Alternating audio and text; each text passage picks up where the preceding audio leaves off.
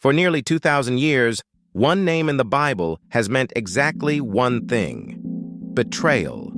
Judas Iscariot, the disciple who sold out Jesus for 30 pieces of silver. But in the 1970s, a text was pulled out of the Egyptian desert that told a completely different story. One where Judas wasn't the villain of the crucifixion, but according to the text, the disciple who understood Jesus best. This is the story of the Gospel of Judas. Buried for centuries, nearly destroyed by neglect, and reintroduced to the world in a blaze of headlines that scholars are still arguing about today. The Gospel of Judas isn't a lost eyewitness account. Scholars date its original Greek composition to sometime in the 2nd century, roughly 100 years after Jesus' death, making it part of a wave of early Christian writings produced by groups we now broadly call Gnostics. Gnostic communities held a range of beliefs, but many shared a core idea: that salvation came through secret spiritual knowledge, not through the physical events of the crucifixion the way mainstream Christianity taught. Some Gnostic texts went further, casting the material world itself, and even the Old Testament Creator God, as flawed or false, in contrast to a higher, hidden divine source. We actually knew this specific text existed long before anyone found a copy of it.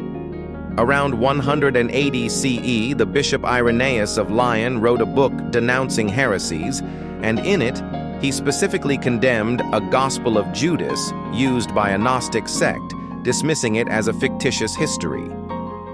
For over 1,800 years, that condemnation was the only proof the text had ever existed. Then, in the Egyptian desert, someone found the real thing.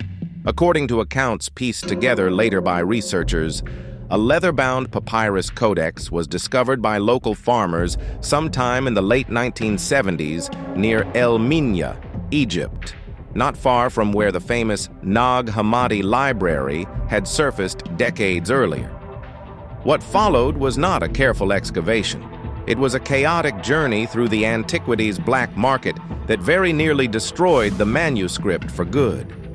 The codex passed between dealers across Egypt, Europe, and the United States for over 2 decades.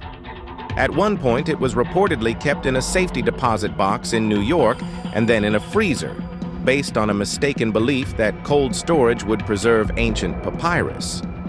In reality, the moisture caused catastrophic damage.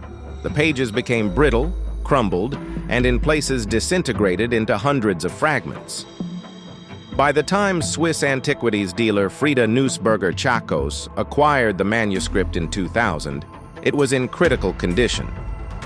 She transferred it to the Maecenas Foundation for Ancient Art in Basel, Switzerland, where a team of conservators and Coptic scholars spent years painstakingly piecing the fragments back together page by page like an ancient jigsaw puzzle. The restored manuscript became known as the Codex Chakos. Radiocarbon and paleographic analysis dated it to roughly 280 CE, give or take several decades, meaning this particular copy is around 1,700 years old, a Coptic translation of that earlier Greek original. On April 6, 2006, the National Geographic Society held a news conference in Washington, D.C. to unveil the restored and translated Gospel of Judas to the public. It became a global media event. Magazine covers, television documentaries, and headlines suggesting that one of Christianity's oldest villains might need to be reconsidered.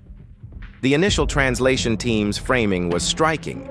According to their reading, Jesus privately tells Judas that he will exceed the other disciples because Judas alone will help Jesus fulfill his mission by handing him over to be crucified, freeing him from his physical body so he could return to the divine realm he claimed to come from.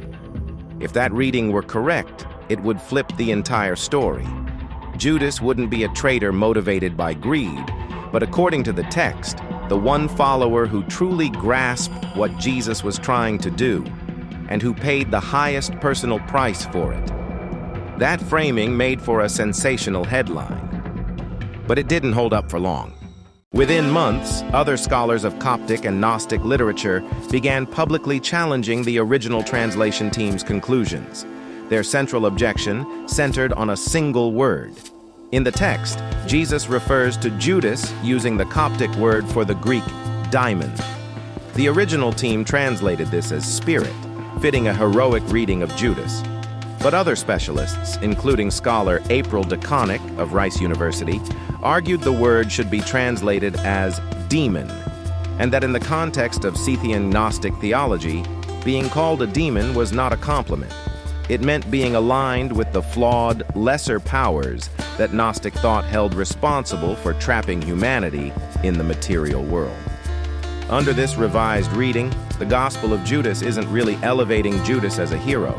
It may instead be mocking him, and by extension, mocking the mainstream Christian idea that Jesus' death through betrayal and crucifixion was the path to salvation at all. In Scythian Gnostic thought, salvation came through secret knowledge, not physical suffering, so a gospel built around undermining the crucifixion narrative would fit a very different theological argument entirely.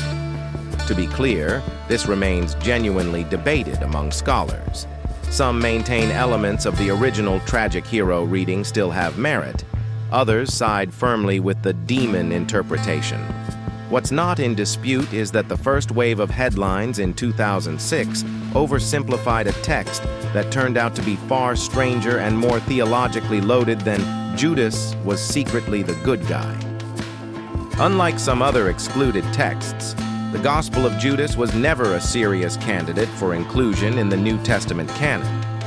Irenaeus' condemnation of it in the 2nd century reflects how early and firmly mainstream Christian leaders rejected Gnostic theology broadly, not just this one text. The core issue wasn't really about Judas at all. It was about competing visions of who Jesus was, what the material world meant, and how salvation worked.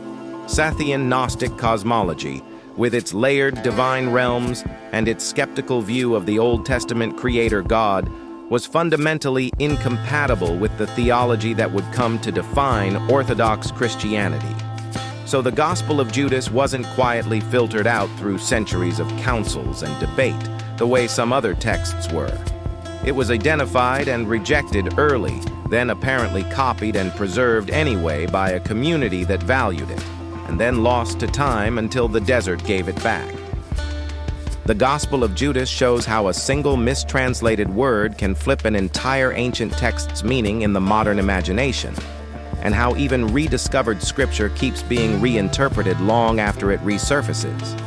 In the next video, we're looking at another text pulled from the Egyptian sand, a collection of sayings attributed directly to Jesus, with no crucifixion, no resurrection, and no narrative at all, just words, discovered at Nag Hammadi and known as the Gospel of Thomas. If you want to keep exploring the texts that almost made it into Scripture, subscribe. There's a lot more of this history still buried.